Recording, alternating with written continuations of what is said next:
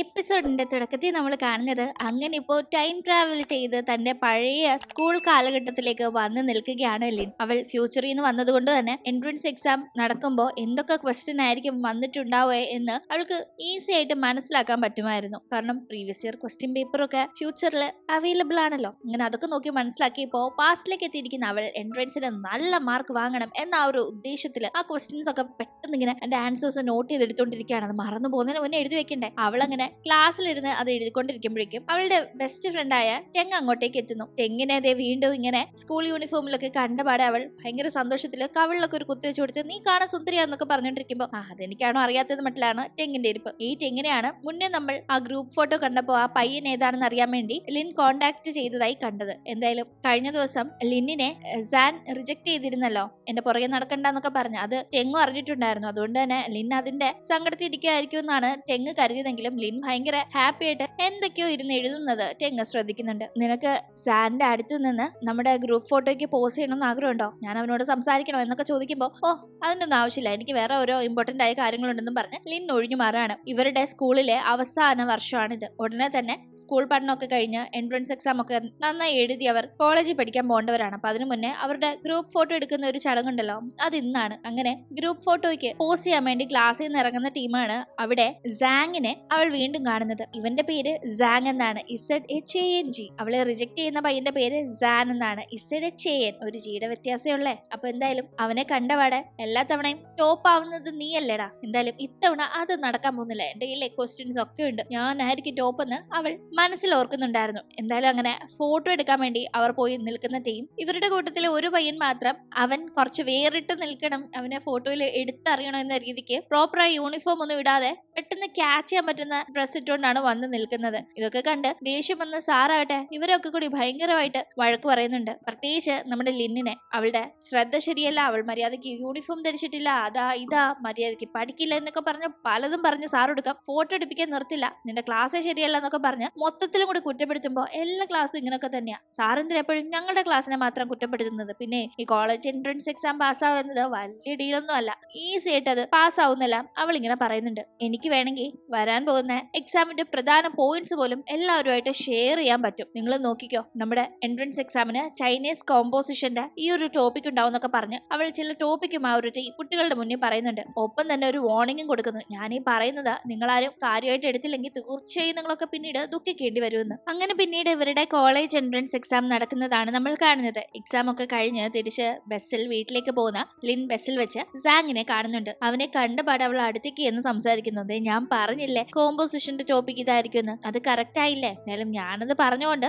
എന്റെ ക്ലാസ്സിലെ കുറെ കുട്ടികളുടെ മാർക്കൊക്കെ കൂടിയിട്ടുണ്ടാവും അല്ലെ, എന്തായാലും ടോപ്പ് മാർക്ക് എനിക്ക് തന്നെ ആയിരിക്കും. നീ സ്കൂളിൽ പൊതുവെ സ്പീച്ച് ഒക്കെ കൊടുക്കുന്നതല്ലേ, അതുകൊണ്ട് ഈ വർഷത്തെ ഔട്ട്സ്റ്റാൻഡിംഗ് സ്റ്റുഡന്റ് റെപ്രസെന്റേറ്റീവിന് വേണ്ടി ഞാനായിരിക്കും പ്രസംഗിക്കുക. കാരണം ഞാനാണല്ലോ ഏറ്റവും കൂടുതൽ മാർക്ക് മേടിച്ച് ഔട്ട്സ്റ്റാൻഡിംഗ് സ്റ്റുഡന്റ് ആവാൻ പോകുന്നത്, അതുകൊണ്ട് എനിക്ക് വേണ്ടി ഒരു സ്പീച്ച് ഉണ്ടാക്കി തരണം എന്നൊക്കെ പറയുമ്പോൾ അവനിതൊക്കെ കേട്ടിട്ട് ഒന്നും മിണ്ടാതെ നിൽക്കാണ്. അവൾ ഇങ്ങനെ അവനോട് കലപില എന്ന് സംസാരിക്കുന്നല്ലാതെ അവനൊന്നും അങ്ങനെ വലുതായിട്ട് റെസ്പോണ്ട് ചെയ്യുന്നത് കാണുന്നില്ല. അങ്ങനെ അവൾ വീട്ടിലേക്ക് എത്തുമ്പോഴേക്കും അമ്മ അവളോട് എങ്ങനെ ഉണ്ടായിരുന്നു എക്സാം? നീ ഒന്നും എഴുതത്തില്ലെന്ന് എനിക്കറിയാം, എന്നാലും ഒരു ഫോർമാലിറ്റിക്ക് ചോദിച്ചെന്നേ ഉള്ളൂ എന്ന് പറയുമ്പോഴേക്കും എനിക്ക് ഏറ്റവും അധികം മാർക്ക് കിട്ടും, ഞാൻ ഏറ്റവും വലിയ യൂണിവേഴ്സിറ്റി പഠിക്കാൻ പോകുന്നു അവൾ പറയുമ്പോഴേക്കും 6:30 നിന്റെ അച്ഛനെ ഇതുവരെ കാണുന്നില്ലല്ലോ എന്ന് അമ്മ പറഞ്ഞുകൊണ്ടിരിക്കുമ്പോഴാണ് അവളുടെ ഫോണിൽ ലൈറ്റ് ഹൗസിന്റെ അവിടെ ഒരു കാര്യം സംഭവിച്ചെന്നിങ്ങനെ ഒരു മെസ്സേജ് മിന്നി മറയുന്നത്. അപ്പോഴേക്കും അവൾ 2010 നിന്ന് 2020 എത്തിയിട്ടുണ്ടായിരുന്നു. ആക്ച്വലി ഫോണിൽ മെസ്സേജ് ഡിലീറ്റ് അടിക്കുമ്പോൾ അവൾ പാസ്റ്റിലേക്കും ഫോണിലേക്ക് പുതിയ മെസ്സേജ് വരുന്നത് കാണുന്ന ആ ടീം അവൾ പ്രസന്റിലേക്കുമാണ് വന്നുകൊണ്ടിരിക്കുന്നത്. അമ്മയാകട്ടെ അവളെ കുത്തിപ്പൊക്കി ലേറ്റ് ആവുന്ന ജോലിക്ക് പോകുന്നു പറഞ്ഞ് മുന്തി തള്ളി വിടാണ്. അവൾക്ക് ഈ ജോലിക്കൊന്നും പോകാൻ വലിയ താല്പര്യമില്ലല്ലോ. എന്തായാലും അവിടെ ചെല്ലുമ്പോഴേക്കും അവിടുത്തെ പ്രോഫിറ്റ് ഒക്കെ ആകെ കുറവാണ്, സന്ദർശകരൊക്കെ കുറവാണ് എന്ന ഒരു കാര്യം കൊണ്ട് ഒരു പുതിയ ഇവന്റ് അവിടെ നടത്താനായി അവർ തീരുമാനിക്കുന്നു. പുതിയ ഇവന്റ് എന്ന് പറയുമ്പോൾ ഏതാണ്ട് ഒരു 10 വർഷങ്ങൾക്ക് മുന്നേ ഈ ഒരു അമ്യൂസ്മെന്റ് പാർക്കിൽ നടത്തിയിട്ടുള്ള ഒരു ഇവന്റ് ആണിത്. അപ്പൊ വീണ്ടും 10 വർഷങ്ങൾക്ക് ശേഷം അതൊന്നുകൂടെ നടത്താനായി പോവാണ്. അപ്പൊ അതിന്റെ കാര്യങ്ങളൊക്കെ ഇങ്ങനെ കേൾക്കുന്ന ലിന്നിന് പണ്ട് നടന്ന ആ ഒരു ഫയർ വർക്ക് കൺവെൻഷനെ പറ്റിയുള്ള കാര്യങ്ങളാണ് ഓർമ്മ വരുന്നത്. അന്ന് അവളുടെ ബോയ് ഫ്രണ്ട് ആയിരുന്ന സാൻ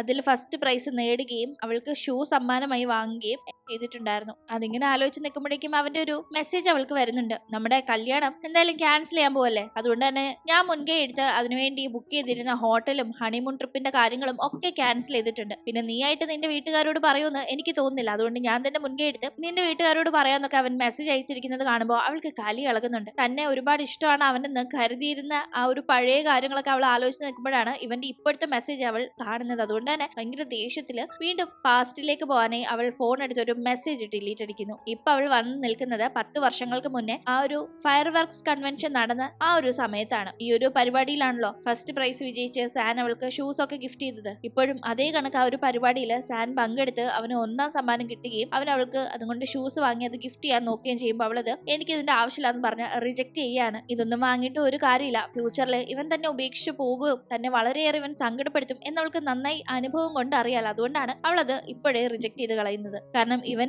അവളുടെ എല്ലാം ആയിരുന്ന ആ ഒരു പാസ്റ്റ് തിരുത്തുക എന്ന ഉദ്ദേശത്തിലും കൂടിയാണ് അവൾ പാസ്റ്റിലേക്ക് വന്നിരിക്കുന്നത്. അങ്ങനെ ലിൻ അവിടെ നിൽക്കുമ്പോഴേക്കും അവളുടെ ദേഹത്തേക്ക് ഒരു വാട്ടർ ബോൾ വന്ന് വീഴുന്നുണ്ട്. അവൾ ദേഷിച്ച് തിരിഞ്ഞു നോക്കുമ്പോഴേക്കും അങ്ങോട്ടേക്ക് എത്തുന്ന സാങ് അയ്യോ സോറി എന്റെ കയ്യിൽ നിന്ന് വീണത് അറിയാതെ സംഭവിച്ചാണെന്ന് പറയുന്നുണ്ട്. അത് കേൾക്കുന്നവൾ അതൊന്നും സാരമില്ലാന്ന് പറയുന്ന കൂട്ടത്തിൽ തന്നെ അവന്റെ കയ്യിൽ നിന്ന് ഒരു വാട്ടർ ബോൾ മേടിച്ച് അവിടെ നിൽക്കുന്ന സാനിന്റെ ദേഹത്തേക്ക് എറിഞ്ഞ് അവന്റെ വെള്ളത്തിലേക്ക് ഇടുന്നു. അവൾക്ക് അവൻ വെള്ളത്തിൽ വീണത് കണ്ട് നല്ല സന്തോഷമാവുന്നുണ്ട്. ഇവളെന്തീ കാണിക്കുന്നതെന്ന് മട്ടിലായിരുന്നു ഇതൊക്കെ കണ്ട് സാനിന്റെ നിൽപ്പ്. സാധാരണ അവനെ ഇംപ്രസ് ചെയ്യാൻ വേണ്ടി ഓരോന്ന് ചെയ്തു കൂട്ടാറുള്ള അവൾ ഇപ്പൊ എന്തിങ്ങനെ പെരുമാറുന്നതെന്ന് അവൻ ഒരു ഐഡിയ ഇല്ല. എന്തായാലും അന്നത്തെ ആ ഒരു ദിവസത്തിന് ശേഷം അടുത്ത ദിവസം ക്ലാസ്സിലേക്ക് അവൾ എത്തുമ്പോഴേക്കും എങ്ങനെ ഉണ്ടായിരുന്നു സാനിന്റെ കൂടെ ആ പ്രോഗ്രാമിന് പോയിട്ട് എന്ന അവളുടെ എക്സ്പീരിയൻസ് ഒക്കെ തന്നെ ടെങ് ചോദിക്കുമ്പോ എനിക്ക് അവന്റെ കാര്യത്തിലൊന്നും ഒരു ഇൻട്രസ്റ്റും ഇല്ല, എനിക്ക് പഠിച്ചാൽ മതി, അതിപ്പോ എന്റെ ഇൻട്രസ്റ്റ് എന്നല്ല അലിൻ പറയുമ്പോ ടെങ് ആയിട്ട് അവളോട് നീയും അവനും തമ്മിൽ എന്തെങ്കിലും പ്രശ്നമുണ്ടോ, ഞാൻ അവനോട് സംസാരിക്കണോ എന്നൊക്കെ ചോദിക്കുന്നുണ്ട്. ആക്ച്വലി ടെങ്ങും സാനും ഭയങ്കര അടുപ്പമുള്ളവരാണ്, അവർ പണ്ടോട്ടേ അറിയാവുന്നവരാണ്, എന്റെ നല്ല ഫ്രണ്ട്സ് ആണെന്നൊക്കെയാണ്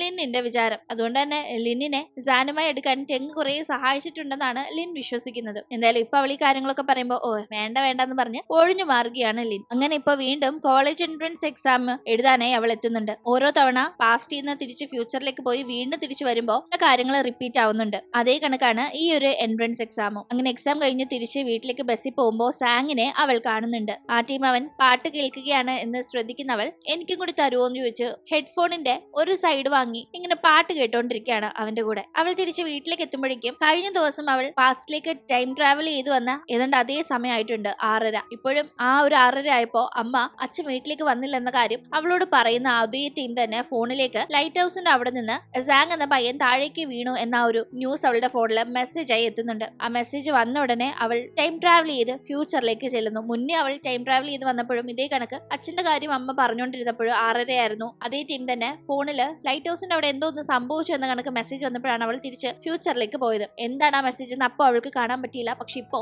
അത് സാങ് ലൈറ്റ് ഹൗസിന്റെ അവിടെ നിന്ന് വീണു എന്ന മെസ്സേജ് ആണെന്ന് അവൾക്ക് ഇപ്പോ മനസ്സിലാവുന്നുണ്ട്. അവൾ വീണ്ടും പാസ്റ്റിലേക്ക് പോകുന്നുണ്ട്. ഈ ഒരു ടൈം എൻട്രൻസ് എക്സാമിന് തൊട്ട് മുന്നത്തെ സമയത്താണ് അവൾ എത്തി നിൽക്കുന്നത്. അതുകൊണ്ട് തന്നെ അവൾ സാങ്ങിനെ സ്കൂളിൽ വെച്ച് കാണുമ്പോൾ അവനോട് പ്രത്യേകമായി എൻട്രൻസ് എക്സാം കഴിഞ്ഞ് വേറെ എവിടെയും കറങ്ങി നടക്കാതെ ഹൈറ്റുള്ള സ്ഥലത്തൊന്നും പ്രത്യേകിച്ച് പോവാതെ തിരിച്ച് വീട്ടിലേക്ക് തന്നെ സേഫ് ആയി പോകണമെന്ന് പറയുന്നുണ്ട്. അവൻ ലൈറ്റ് ഹൗസിന്റെ മുകളിൽ നിന്ന് വീഴും എന്നവൾക്ക് അറിയാവുന്നത് കൊണ്ടാണ് അങ്ങനെ ഒരു മുന്നറിയിപ്പ് അവൾ നൽകുന്നത്. അങ്ങനെ വീണ്ടും കോളേജ് എൻട്രൻസ് എക്സാം എഴുതുന്നതാണ് നമ്മൾ കാണുന്നത്. അതായത് ഓരോ തവണ ഫ്യൂച്ചറിൽ നിന്ന് പാസ്റ്റിൽ വന്ന് തിരിച്ച് വീണ്ടും ഫ്യൂച്ചറിലേക്ക് പോയി വീണ്ടും പാസ്റ്റിലേക്ക് വരുമ്പോൾ നടന്ന കാര്യങ്ങളുടെ കണ്ടിന്യൂവേഷൻ ആയിട്ടല്ല, ചിലപ്പോൾ നടന്ന കാര്യങ്ങളിലൂടെ വീണ്ടും കടന്നു പോകേണ്ടി വരുന്നുണ്ട്. ആ സമയത്ത് എന്തെങ്കിലും മാറ്റങ്ങൾ വരുത്താൻ ശ്രമിക്കണമെങ്കിൽ വരുത്താം, പക്ഷെ അത് നടക്കുമോ എന്ന് ഉറപ്പില്ല. ഇപ്പൊ തന്നെ അവൾ വീണ്ടും കോളേജ് എൻട്രൻസ് എക്സാം എഴുതുകയാണ്. അതിനുശേഷം വീട്ടിൽ പോയി കഴിഞ്ഞ് 6:30 ആവുമ്പോ ഫോണിൽ മെസ്സേജ് വരുമോ, ആ മെസ്സേജ് വരുമ്പോ താൻ ഫ്യൂച്ചറിലേക്ക് പോവോ, അച്ഛനെ പറ്റി എന്തോ ഒരു വിവരം ഇല്ലാത്തത് എന്നിങ്ങനെ അവൾ ആലോചിച്ചുകൊണ്ടിരിക്കുകയാണ്. ആ സമയം കറക്റ്റ് 6:30 ആവുമ്പോഴേക്കും അവളുടെ ഫോണിലേക്ക് ഒരു മെസ്സേജ് വരുന്നു. അവൾ പരീക്ഷ കഴിഞ്ഞ് നേരെ വീട്ടിലേക്ക് പോകണം, ഹൈറ്റുള്ള സ്ഥലത്തൊന്നും പോവരുത് എന്നൊക്കെ പ്രത്യേകം താക്കീത് ചെയ്തിട്ടും സാങ് ലൈറ്റ് ഹൗസിന്റെ അവിടെ പോയിട്ടുണ്ടായിരുന്നു. അതുകൊണ്ട് തന്നെ അവൻ ലൈറ്റ് ഹൗസിന്റെ മുകളിൽ നിന്ന് വീണു,